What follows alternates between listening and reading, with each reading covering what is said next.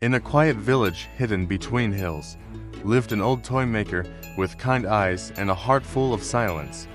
He had no family, no children, only wooden toys, and the ticking of a lonely clock.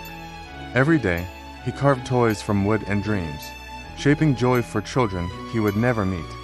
And every night, he sat by the fire, whispering softly to the shadows on the wall, "I hope someone smiles because of me," he would say, stirring his tea without drinking it. But sometimes, it would be nice to have someone smile for me. One snowy night, as wind howled through the trees and frost kissed the windows, he began his greatest creation. A doll. He chose the finest wood, the smoothest grain, and carved every curve with care. He painted glass eyes so clear they seemed to see, and stitched a tiny red dress with golden slippers. Her hair was silk, her cheeks were brushed with rose, and inside her chest, he placed a heart made of velvet. When she was finished, he held her gently in his hands, smiling for the first time in days. "You are perfect," he whispered, touching her forehead. Then, leaning in close, he whispered into her tiny ear, "If only you had a soul." He placed her on a shelf above his bed, blew out the candle, and drifted off to sleep. That night, the sky rumbled with thunder, and lightning cracked across the clouds like shattered glass. One bolt struck the rooftop, sending sparks through the beams of the little workshop, and deep inside the room, something shimmered. The doll blinked, then moved. Her fingers twitched as if remembering how to feel, and her glass eyes turned toward the window. She stepped down from the shelf, her feet tapping lightly on the wooden floor. She looked around with wide, curious eyes. "Where am I?" she whispered. Everything was strange and beautiful and new. She touched a music box. It sang. She opened a cabinet. It creaked. She pressed her palm to the window. It was cold, but the moonlight warmed her face. When morning light touched the glass, she quickly returned to the shelf. Her body froze, her lips stilled. The toy maker never suspected a thing. He smiled up at her and said, "You're still my favorite." Every night, after the clock struck 12, she came to life again. She tiptoed through the quiet house, past sleeping mice and whispering floorboards. One night, she opened the front door and stepped outside into the snow. The village slept beneath a blanket of stars, and the moon painted silver on the rooftops. She wandered slowly, silently, through the streets. She saw a boy crying beside his window, holding a broken toy bird with dangling wings. That night, she carried the bird back to the workshop and carefully mended every crack.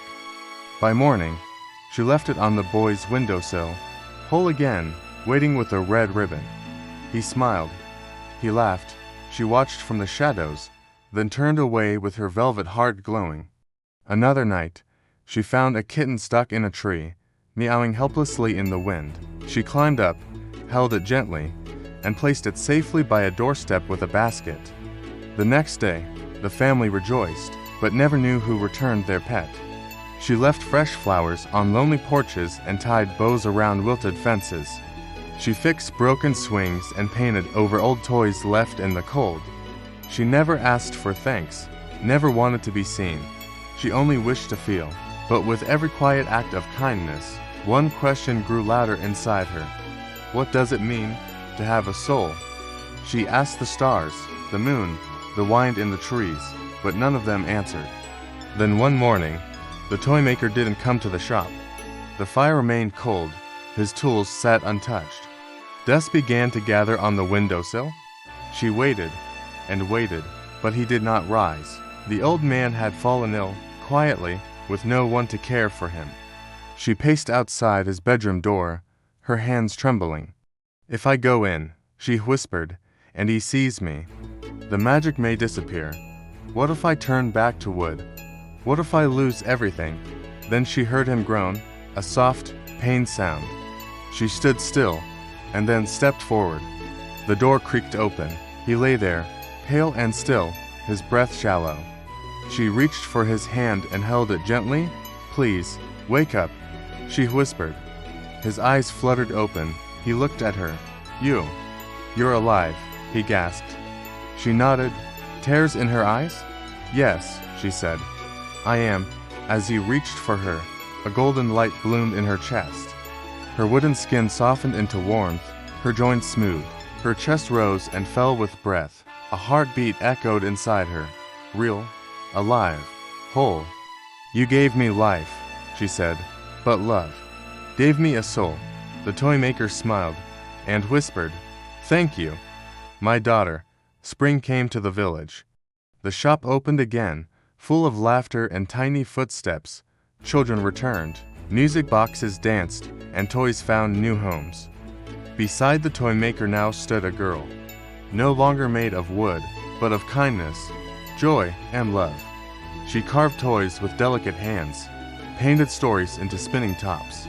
She hugged children who needed comfort, and held the toy maker's hand when he was tired.